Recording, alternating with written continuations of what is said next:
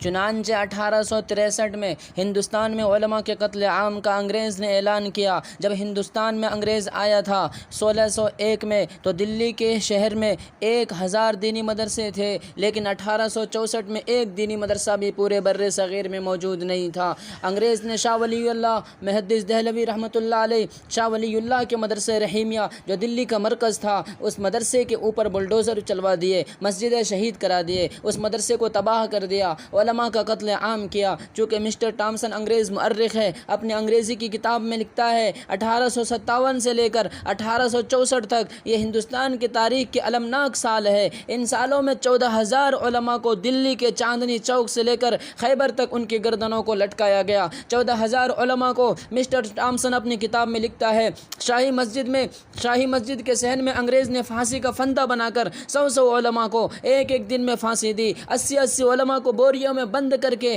دریائے راوی میں ڈالا جاتا اور اوپر سے ان کو گولیوں کا نشانہ بنا دیا جاتا۔ مسٹر ٹامسن کہتا ہے عجیب موقع تھا، علماء کو سوروں کی کھالوں میں بند کر کے جلتے ہوئے تنوروں میں ڈالا گیا، علماء کے جسموں کو تانبے سے داغا گیا، علماء کو ہاتھیوں کے اوپر کھڑا کر کے درختوں سے ان کی گردنوں کو باندھا گیا۔ وہ ٹامسن کہتا ہے میں دلی میں اپنے خیمے میں گیا تو کیا دیکھتا ہوں، میرے سامنے 40 علماء کے کپڑے اتارے گئے، 40 علماء کے کپڑے اتار کر ان کو آگ کے انگاروں پہ ڈالا گیا، اور اس کے بعد میرے سامنے 40 اور علماء لائے گئے، اور انگریز نے کہا مولویوں ایک دفعہ کہہ دو ہم 1857 کی جنگ آزادی میں شریک نہیں تھے، تمہیں ابھی آزاد چھوڑ دیتے ہیں، ورنہ اگر تم نے نہ مانا تو انہی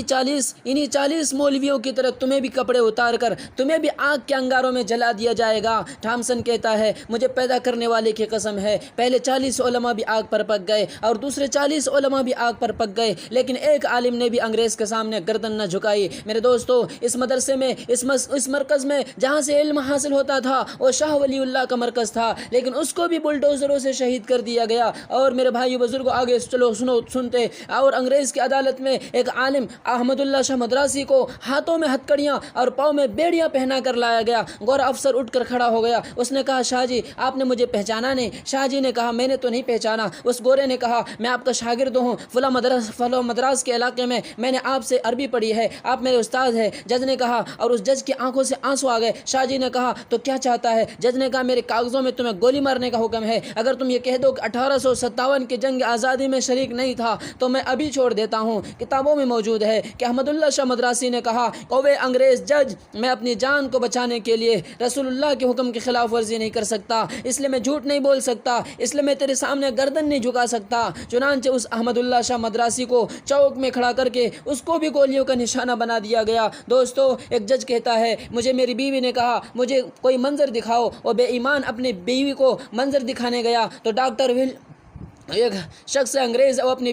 وہ لکھتا ہے وہ اپنی بیوی کو لے کر ایک عقوبت خانے میں گیا اور ایک توپ لائی گئی، اس توپ کے منہ کے ساتھ ایک اور اس وقت کے بہت بڑے جید عالم کو جس کی سفید داڑھی تھی اس توپ کے منہ کے آگے باندھا گیا، اور اس نے اپنی بیوی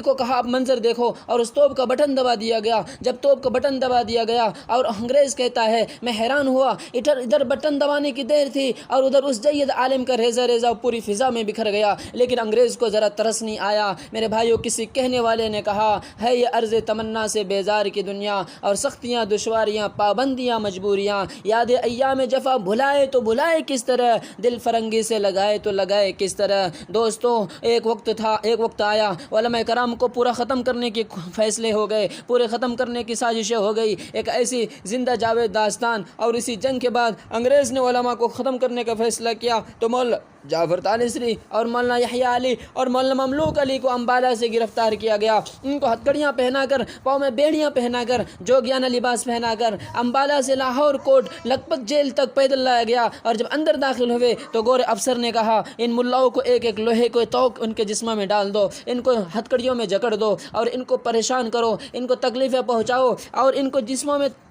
لوہے کے توق پہنا دو یا ایسے باز نہیں آئیں گے۔ مولانا جعفر تانیثری رحمۃ اللہ علیہ اپنی کتاب تاریخ کالا پانی میں لکھتے ہیں ہمارے ہاتھوں سے لہو بہتا تھا، ہمارے پاؤں سے لہو بہتا تھا ان زخموں کی وجہ سے، لیکن انگریز کو ترس نہ آیا، ہمیں تہہ خانے میں بند کر دیا گیا اور ایک توق لوہے کا ڈال دیا گیا۔ وہ کہتے ہیں اس کے بعد ہمیں مال گاڑی کے ایک ڈبے میں رکھ دیا، 3 مہینے کے بعد وہ مال گاڑی کا ڈبہ ملتان پہنچا، ہماری آنکھوں کو باندھ دیا اور Multan district headquarter jail میں ہاتھوں میں ہتکڑیاں پہنا کر ہمیں ڈالا گیا اور ہمیں کالے وہرن وارنٹ دیے گئے، صبح کو تمہیں پھانسی ہوگی۔ جب پھانسی کی سزا سنی ہم ہنسنے لگے۔ انگریز نے کہا تمہارا دماغ ٹھیک ہے۔ مولانا جعفر تھانیسری کہتے ہیں میں نے کہا زخموں سے نجات مل جائے گی اس لیے ہنس رہا ہوں، میں نے کہا دکھوں سے نجات مل جائے گی اور ہم شہید ہوں گے اور سیدھے اپنے پیغمبر کے پاس جائیں گے۔ یہ بات انگریز کو پسند نہ آئی۔ انگریز نے مولانا تھانیسری اور ان کے ماننے والوں کو 14 سال کے لیے کالا پانی کے جزیرے کی سزا دے دی۔ چنانچہ مولانا تھانیسری رحمۃ اللہ علیہ کالا پانی چلے گئے۔ جب ان کی سزائے موت تبدیل ہو گئی تو اس موقع پر کالا پانی میں انہوں نے لکھا مستحق دار کو حکم نظر